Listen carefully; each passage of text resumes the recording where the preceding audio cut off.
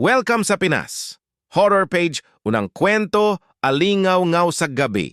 Alingaw-ngaw sa gabi, part 1. Sa isang liblib na baryo sa Visayas, may matandang babae na hindi lumalabas tuwing araw. Ang pangalan niya, Lola Cela. Tahimik siya. Wala siyang kaibigan, pero tuwing gabi, may naririnig ang mga tao. Iyak ng sanggol, pagaspas ng pakpak, at bulong na parang hindi tao. Hanggang isang gabi, may nawala.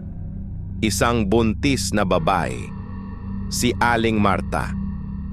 May nakita raw sa bubong ng bahay niya, isang malaking ibon na may pulang mata. Nagdesisyon ang anak ni Aling Marta, si Thomas, na sundan si Lola Cela. Papasok ng kagubatan.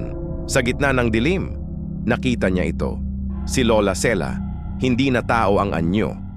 Duguan ng kamay, may kinakain, bata, sanggol. Tumigil ang kanyang paghinga at biglang napalingon si Lola Cela. Ikaw ang susunod. Kinabukasan, dalawang bangkay ang natagpuan. Walang laman ang tiyan.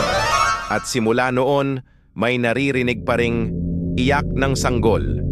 Tuwing kabilugan ang buwan, abangan ang susunod na kabanata. Maraming salamat mga ka-horror sa pakikinig. Abangan ang mga susunod pa na istorya.